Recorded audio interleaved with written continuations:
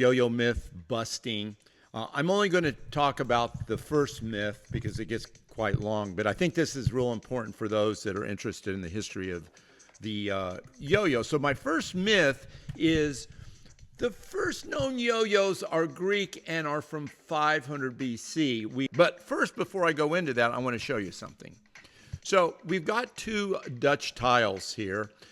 These are from around 1640. You can see the first one has a boy on a hobby horse. The next one has obviously these guys playing tops. And these are Delft tiles. They were used to decorate in the homes back in the Dutch homes way back when, mid-17th century. So this also is a Dutch tile, and this was in a children's museum and labeled a yo-yo. And I think everybody would agree it looks like this fellow is playing a yo-yo. And then here are a couple more. They're playing yo-yos too, aren't they? But that one's kind of got two hands on the string.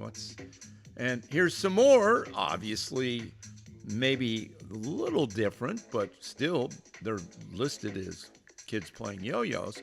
But now look at this. Wait a minute.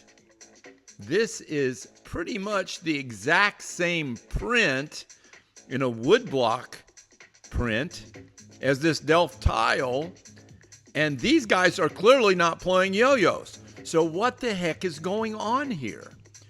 Well, it turns out that these are stone pullers, which was a very common occupation for Dutch men to have, because what was going on with the streets in the Dutch? Well, cobblestones. And these became loose all the time from the carriages riding over them. And so somebody had to move these cobblestones and replace them. So you actually had a craft of stone pullers. And this is what a stone pulling device looks like. It's a leather piece on a cord, and you wet it, and it creates a suction, which allows you to lift up and carry these stones. So what seems to be real sometimes is not always real. So now let's take a look at this. This is a diagram of one of the many books that has these illustrations of the early ceramic disc from Greece. And if you are going to believe that, and I will say it's even in my book. I put it in my book. I didn't know at the time. Ornate Greek ceramic discs representing toys of the youth that may have been used as gifts to the gods as part of the rites of passage. That was the standard line. And then why do we believe that? Well, because here is another picture of a youth playing a yo-yo, so they say. And here again this is from a Greek magazine saying, "Happy Yo-Yo Day. Yes, Greeks invented this too," saying the yo-yo. And again, this illustration is on a Greek bowl, and this is supposedly a youth playing a yo-yo. And again, you see this image everywhere. Look at all these things in print. Anytime somebody talks about the history of the yo-yo, they're going to show you these pictures. Well, where did this all arise from? Well, it turns out in this book, which has been translated from German, and it was written in 1869, he put in there, because this fellow Ludwig Ross pointed out the similarity of a toy that winds up and down on a string. Now, again, this was in the mid-19th century, so we all knew about bandoliers. It may be presumed without any evidence other than the fact that this is a yo-yo. So that's why they said these ceramic discs were yo-yos, because they said, well, this looks like a guy playing a yo-yo, therefore it must be a yo-yo. Now, what about the ceramic disc? This is in Metropolitan Museum, and this is my image, my video from it, and you can see it's pretty good sized. And then one thing that I want you to notice about this particularly, first, it is an artist that did this because he even signed his name. You've got these Greek gods here, and you've got these two holes at the top. Well, you don't need holes at the top of a yo-yo. So what the heck is going on here? And they're drilled completely through this. And then check this, quote, axle out. Again, this is not like we would expect to see a yo-yo. And indeed, they refer to this in the museum as a terracotta bobbin. And this is what I believe this is, not a yo-yo. I don't believe there's any evidence. So where did they find these yo-yos, supposedly? Well, not where you would expect to find them. These are like the temples where you would leave your toys. And really what they're talking about is dolls.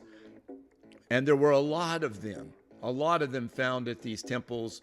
This was a rites of passage for women going into adult womanhood around the age of 12. That's when you started getting married back then. And but no yo-yos. They didn't find any yo-yos there. Where did they find these yo-yos, which we now know are terracotta bobbins?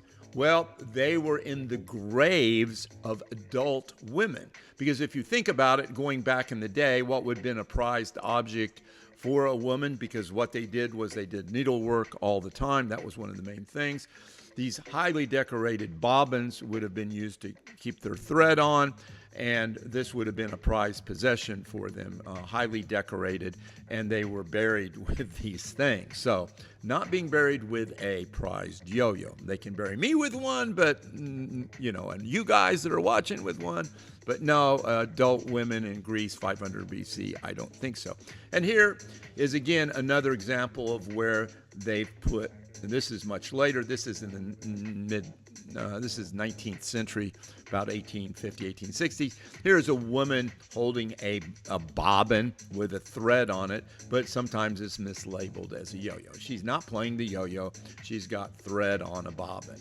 And that's very similar to, 1,500 years before or more with the ceramic disc. So what about this guy? Well, that looks like a guy playing a yo-yo, but you got to remember, those guys doing the stone pulling look like guys playing a yo-yo too. So what's going on here? Well, is this guy playing a yo-yo? No, he is not.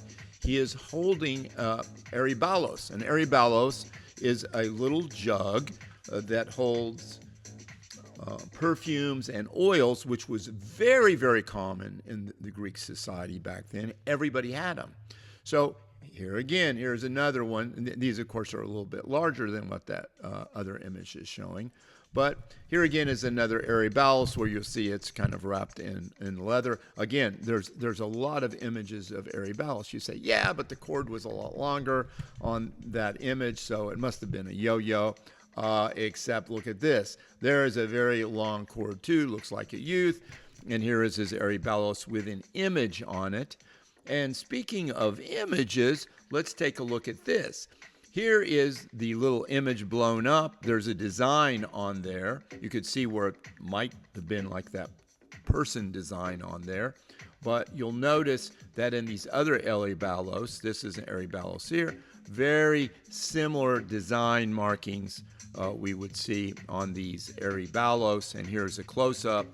What's on that aryballos versus that aryballos. You can see that what we're dealing with is not a yo-yo. Well, why would the artist depict it kind of like this? Why not just make it into a yo-yo? Well, here's an aryballos. Now, can you see a guy that's an artist, 2,500 years ago, trying to draw that with the limited artistic skills that they had? That would come out looking kind of like a yo-yo if it's drawn from the side. And they came in all shapes and sizes. Here's a bunch of different shapes of aryballos, and any one of these you can see how it's got a neck, and when you're holding it, the cord would wrap around that neck and it would hang down, and it could look a lot like a yo-yo if you didn't know what you were looking at.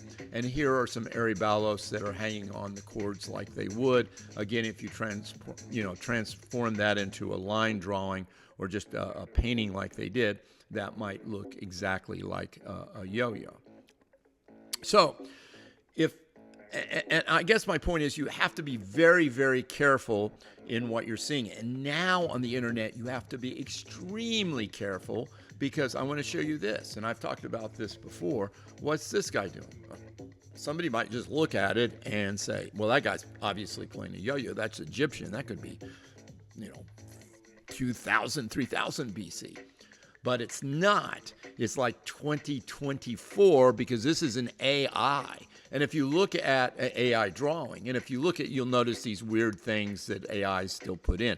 But let me tell you, AI is getting better and better and better. So you're going to see these images coming up, and you're going to have to be very suspect on whether or not the AI is doing it.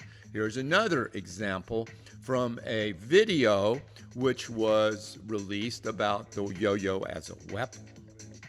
The problem with this is, this too was just photoshopped. This is the original painting. I'll go back to that one. The yo-yo was just drawn in. Now the video shows this, and the problem is AIs will pick this up not knowing the difference that this video was released on April 1st and not making the connection that this was an April Fool's joke. And so anyway, beware. So the bottom line is, what is the first image? Where do we think the yo-yo, the first image that we have of a yo-yo that's legit? And this is it. This is from 1490. This is a Persian manuscript, well documented, and I don't think there's any question here that we've got a kid playing a yo-yo and a kid playing a top. Now, that doesn't mean that's when the yo-yo was invented by any stretch of the imagination. It just means that what we're seeing here now is the earliest illustration. I believe the yo-yo went back even further, but in my mind, this is the first documentation. The Greeks did not invent the yo-yo. The things that are shown from Greece are not yo-yos. We should give credit where it's credit's due, and it's right now it's Persia, but it may have arisen other places. It may be a multi-site, multi-demographic type of discovery where it could have arisen in China and India at the same time. So that's my story on the yo-yos. You've heard me say this before. I don't believe the Greek stuff anymore, and I'm hoping people will stop saying that story because I think there's enough evidence now that that's just not true. Right now, Persia gets credit, but it may go somewhere else. I still suspect somewhere in the Orient is where the yo-yo was initially invented or discovered.